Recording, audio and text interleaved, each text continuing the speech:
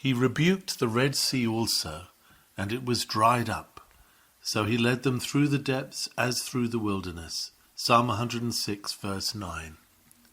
Israel at the Red Sea. A sermon delivered on Sabbath morning, March the 30th, 1856, by C.H. Spurgeon.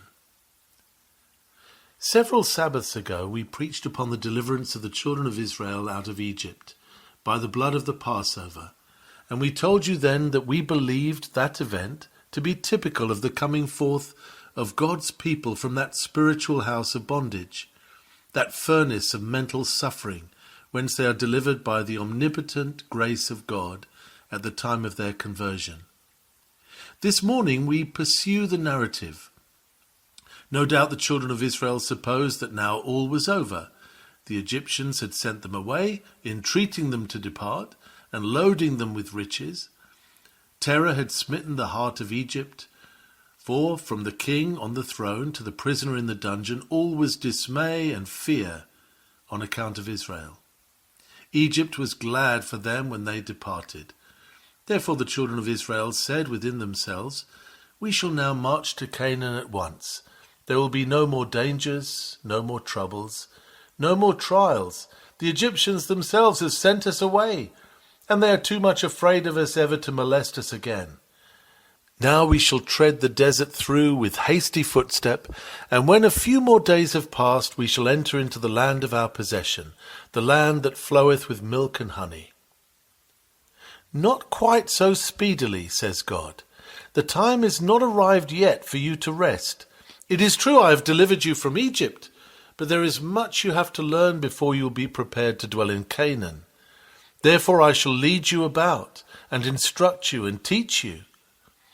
And it came to pass that the Lord led the children of Israel about through the way of the wilderness of the Red Sea, till they arrived over against Baal-zephon, when on either side the craggy mountains shut them in.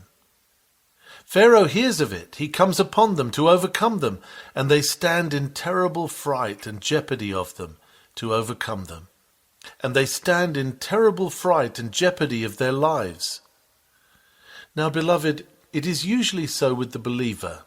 He marches out of Egypt spiritually at the time of his conversion, and he says within himself, "Now I shall always be happy." He has a bright eye and a light heart, for his fetters have been dashed to the ground, and he feels no longer the lash of conscience upon his shoulder. Now, says he, I may have a short life, but it will be a happy one. A few more rolling years at most will land me on fair Canaan's coast. And then I shall have no more warfare, no more fighting, no more disturbance, but I shall be at peace. Not quite as thou desirest, says God. O thou little one, I have more to teach thee ere thou art prepared for my palace. Then he commences to lead us about and bring us into straits and perils. The sins which we thought had utterly left us are hunting us behind, while impassable floods block up the way. Even trembling Israel, halting by the Red Sea, is but a faint emblem of that terrible position into which the child of God usually falls, within a few weeks or months after he has come out of the land of Egypt. I shall preach this morning a sermon, which I hope will be useful to such of you as have lately come to know the Lord.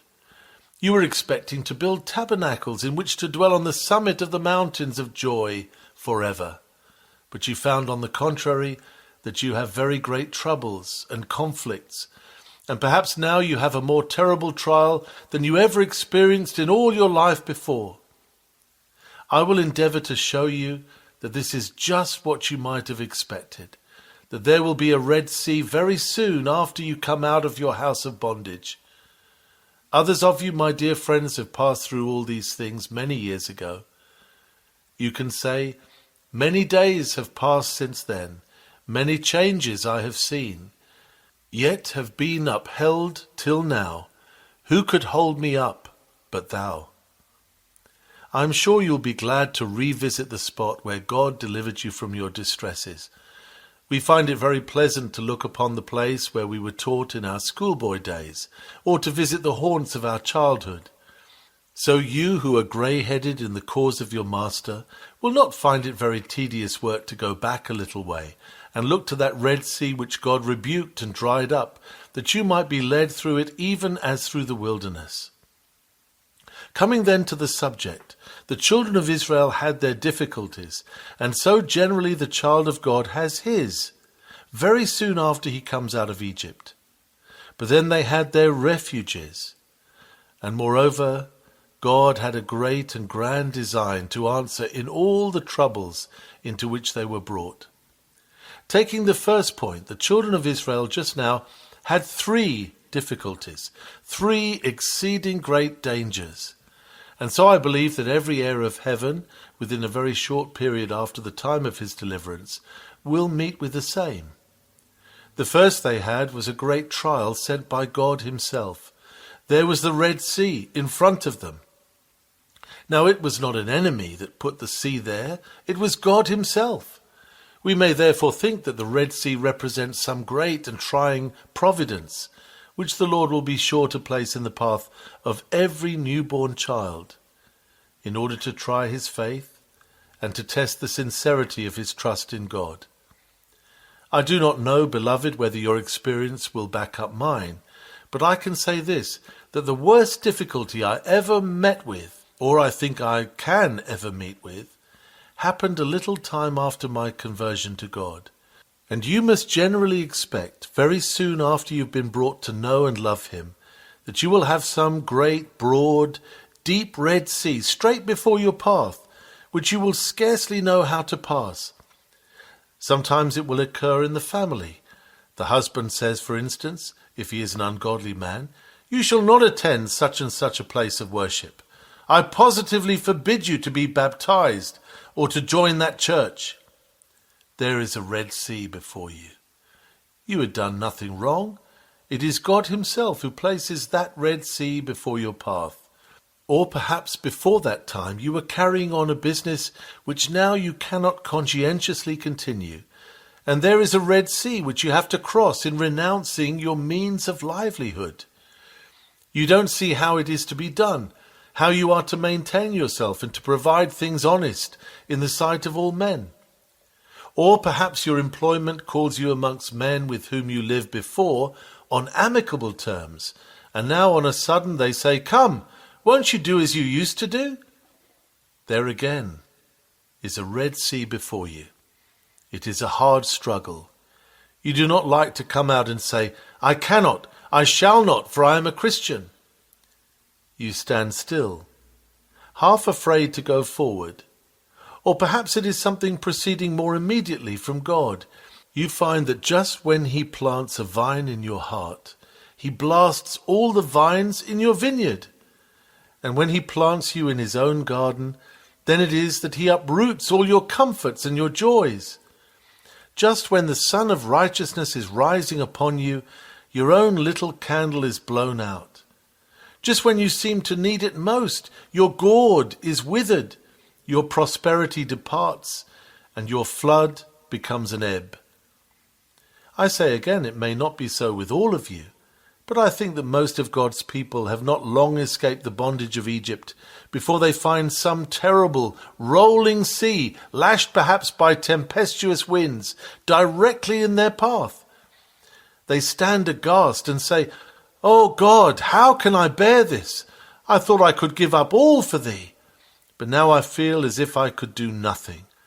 I thought I should be in heaven and all would be easy. But here is a sea I cannot ford. There is no squadron of ships to carry me across. It is not bridged even by thy mercy. I must swim it, or else I fear I must perish." Then the children of Israel had a second difficulty.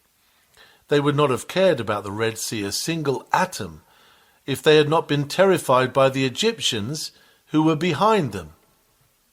These Egyptians, I think, may be interpreted this morning by way of parable, as the representatives of those sins of ours, which we thought were clean dead and gone.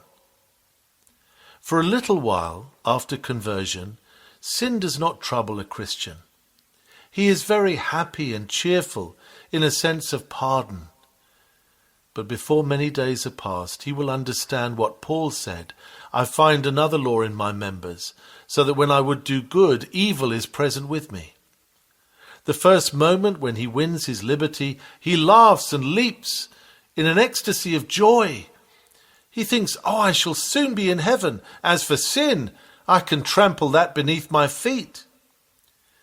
But mark you, scarce has another Sabbath gladdened his spirit, ere he finds that sin is too much for him. The old corruptions which he fancied were laid in their graves get a resurrection and start up afresh, and he begins to cry, O wretched man that I am, who shall deliver me from the body of this death?